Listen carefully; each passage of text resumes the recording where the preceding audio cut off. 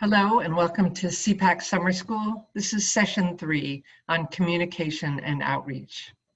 My name is Leslie. I'm with the Federation for Children with Special Needs and MASPAC, and we are doing a 10-part series on how to run and build a SEPAC. So this is session 3.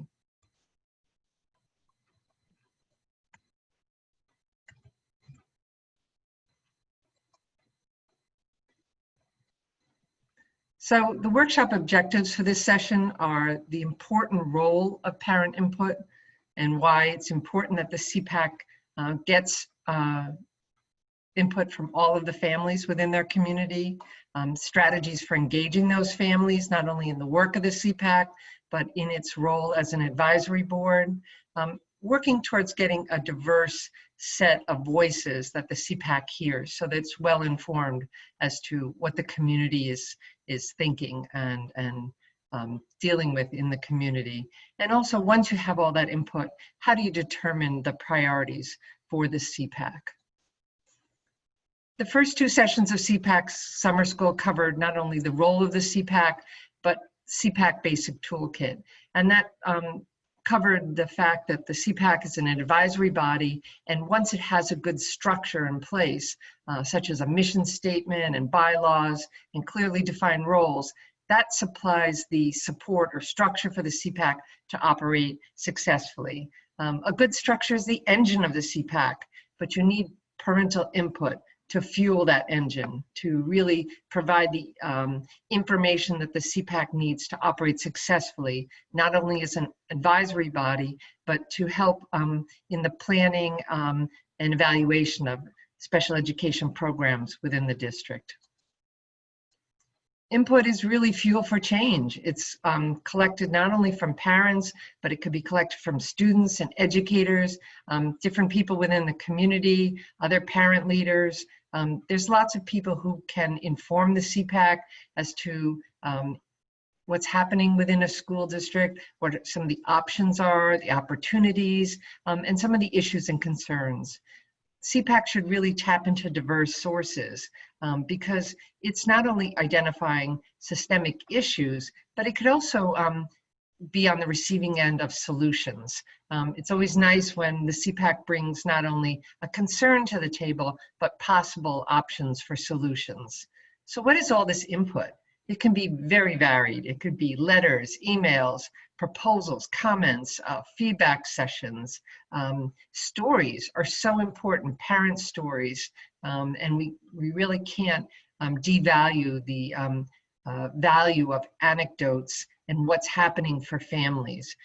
Data is data, but when you hear a story, sometimes it has such a greater impact on the people that you're trying to inform and convince, whether it be a school committee, an administrator, another board within the school system. So that bringing those stories to the table is so important for the SEPAC, but families should know that they should be sharing their stories with SEPAC officers. There are lots of ways that the SEPAC can engage families. We talked in the prior session about all the different methods that a SEPAC can communicate within the community. There are flyers for workshops or events or talks. A SEPAC could have a brochure that helps the community know what the role of the SEPAC is. There's social media opportunities that are free and easy to use. A lot of SEPACs are using Facebook and Twitter to share information about events and resources within the community, and that's a really valuable place. A lot of people are on it, and it's a very easy platform to get information out quickly. Some SEPACs have a website or have a presence on the school district's website where they have more information for families. So families can start to learn about the role of SEPAC, start to connect to some resources, and start to get involved in the role of the SEPAC.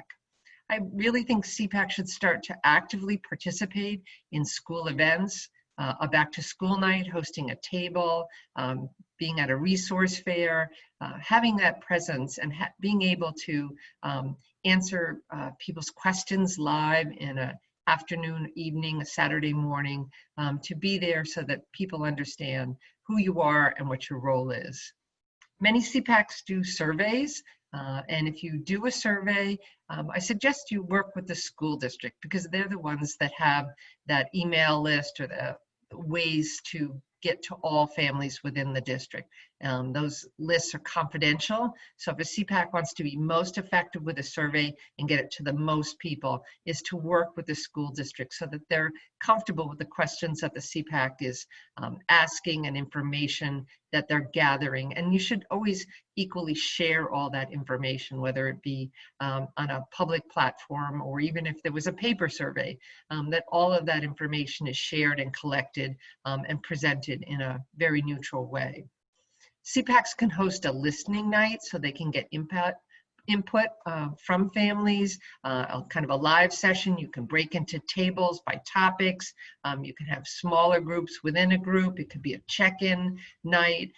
Lots of different ways to do that. You can even do it virtually now through different platforms. So that's just a one-time event where people would come or check in and bring their concerns forward in a listening night. Many SEPACs have an email dedicated for the SEPAC, but you could also have one dedicated for input, such as info@sepac.com or at a Gmail address. And so having one place where they're collecting almost like a suggestion box, but this is a concern box via email, is another way that SEPACs can engage families and get that information that they need. I also think SEPAC should be out presenting to different forums within the community. The first place to go, it might be your parent organizations within your schools, so that every school parent group has information about the SEPAC and can refer families to the SEPAC. If a student now is referred for special education, that's one way to get into all the different schools and all the different populations. There may be a forum at the library or in a town meeting that you can be out there and talk about the role of the SEPAC. Especially for new families in the community. A newcomers club might be a great place to have a small talk so that you can start sharing about the role of the SEPAC. And many SEPACs sponsor workshops within their community. These are educational events outside of the business meeting of the SEPAC where families can learn, ask their questions. And during those workshops, the SEPAC members will start to become informed as to some of the concerns and questions that families have within the community so that they can help prepare either some answers, some resources, or bring those forward as legitimate systemic concerns to the school. So the way the SEPAC is most successful and that the elements that you would look for to know that you're doing the right things within your community to engage as many families as possible is that you're welcoming to all families. Your message is one of welcome and it's kind of a universal, we're interested, we want to know, please join us. And you're communicating effectively, that you're communicating in lots of different platforms so that people know who you are and what you're doing and why you're collecting information, and that you reach people in different places because everyone's in a different spot. You also support the success of new leaders within the SEPAC. A strong and effective SEPAC is one that brings in new people, that mentors these people as to the workings and operations of a SEPAC and allow them to take leadership positions. You should always find roles for people within your SEPAC so that they can learn and ultimately move into either a chair, co-chair, or one of the other positions on the executive board so that they are now in a leadership role. And former leaders can step back and remain active and support as mentors the new leaders. And that, to me, is the sign of a successful SEPAC, that it can continue from year to year. It might shift a little bit in priorities depending on who's in charge, but it's still viable and it's still that resource for the community. So it's also talking about sharing power and responsibility within the members of the SEPAC so that it's has a strong leadership position. And in case anyone needs to step down for any reason, we know that families of children with special needs sometimes have some challenges within their own family at any given time, that others can move forward and share the responsibility of running that SEPAC and keeping it going, keeping it viable, and keeping it active. I also think a SEPAC should be partnering with people in the community. You're going to need more resources. You're going to need support for some of your activities and your ideas and your concerns, and having partnerships and connections to lots of members within the community will build that strong SEPAC. And so when there is a challenge, there are some resources to go to. Family engagement is relatively a new type of concept that we're moving forward within school systems. And if you want some more information about successful family engagement, what does it look like, some of the science behind it, the Federation has the Massachusetts Statewide Family Engagement Center, and there's a new link to a web page for that organization. So you can see some of the science of why family engagement is so important, why school districts should be engaging families, why families should be engaging with their school district to set up that regular two-way conversation so that information is brought back and forth between schools and families. I also think SEPAC should be looking to have diverse input into their decision-making and identification of issues. Families need support maybe to attend meetings. They may need childcare, they may need translation services, whether they need sign language or translation into a different language. Many families need transportation to meetings.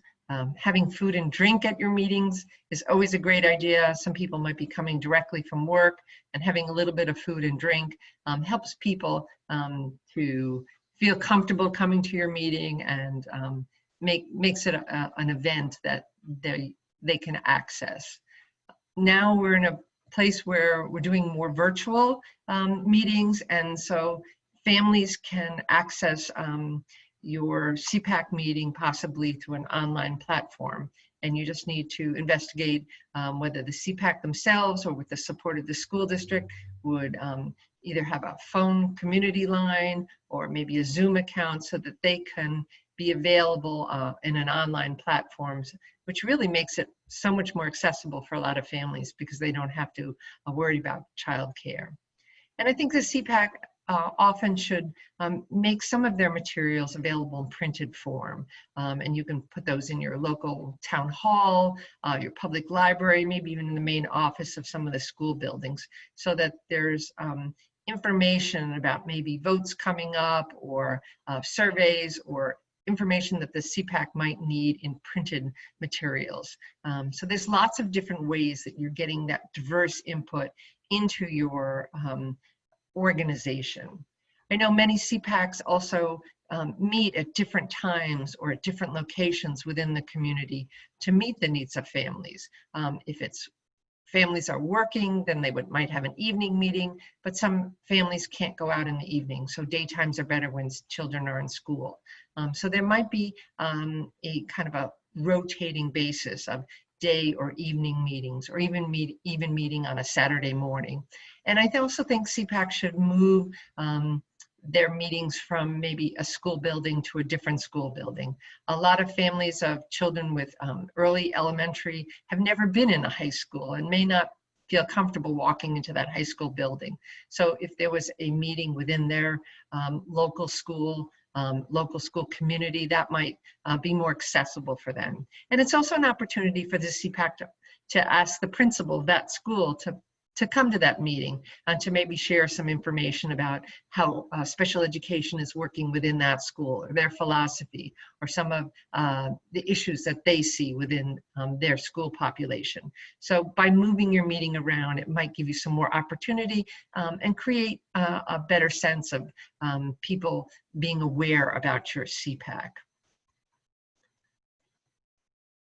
Now, once you have all of that input, there's a lot of information. And People were bringing concerns to the SEPAC many times. And sometimes that's just a concern that affects that one family, and that doesn't rise to a systemic issue. So not every concern that's brought to the SEPAC will be brought forward to the school district as something that you want them to look into. It may be, but not usually it's not. It's usually those issues that kind of are across the whole system that are rising up as to a lot of families are having this issue, and the SEPAC wants it to be addressed. I also think SEPAC should focus on 1 to 3 critical issues every year to direct your efforts. You can't do everything, and really trying to pick and choose what can be done. In fact, one suggestion is to pick something that's kind of easy to accomplish, something that's going to take a little bit longer, and something that's a little bit long-term, so that you can be successful right away. You could be working on something during the year, and you might need multiple years to work on another issue, but you have to start. So there's just a structure for the SEPAC to how to choose some issues that you want to bring forward. You also don't want to take on too much and overwhelm the volunteers within the SEPAC. I always think you need to leave a little bit of room on your agenda for issues that may arise during the school year that the SEPAC would have to address. The SEPAC should report on a periodic basis to the school committee. That could be a written report, a presentation, but really checking in with the school committee, getting some feedback, and getting some maybe support and resources for the SEPAC. It needs to come before the school committee so that they can give input and suggestions and advice also on the work that you're doing. So what are some of those high indicators of success for a SEPAC?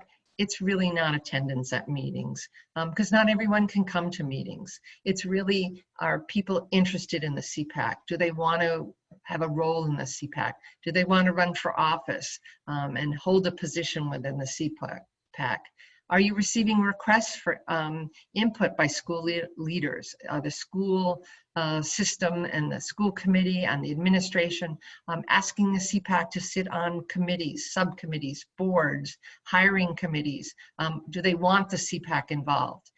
They're seeing the SEPAC as a trusted resource and a vital part of the whole school community. If you're receiving positive feedback from parents and other stakeholders, that to me is a sign of a successful SEPAC. And the SEPAC advice, once it's presented in a formal way in front of one of these boards, committees, meetings, is considered. It's a thoughtful presentation that is taken under advice by the decision-making authority. So the SEPAC really needs to communicate with its members on a constant basis. That's the vital component for success. It needs to keep outreach going and always look to get a wide variety of parents involved in the SEPAC, from early intervention to lower elementary, middle school, high school, and even the 18 to 22 population, so that it's hearing all of the voices within the community of issues that affect students from the early younger years all the way through age 22 in the transition years. So communication and outreach is a vital component of a successful SEPAC. So here's my free idea for this fall to really get and celebrate families being engaged, being involved with the school, being involved in the SEPAC, is the SEPAC could champion within the community a National Parent Involvement Day. This year, it's November 19th. It's a Thursday, and the SEPAC should really be working with all of the other parent groups within their school system and their community to get parents involved, so parents understand that when they are involved with schools, students do better. So it's a whole day that you can celebrate, have special activities, maybe have a workshop or other things, but I think SEPACs could lead the charge within their schools and plan for all of us to get involved on Thursday, November 19th this year, SEPAC Involvement Day, or National Parent Involvement Day. So thank you. This is the end of session 3. Session 4 will be on July 28th, and it'll be really the nuts and bolts of running a SEPAC meeting, all the things you should consider to have a successful meeting. So thank you.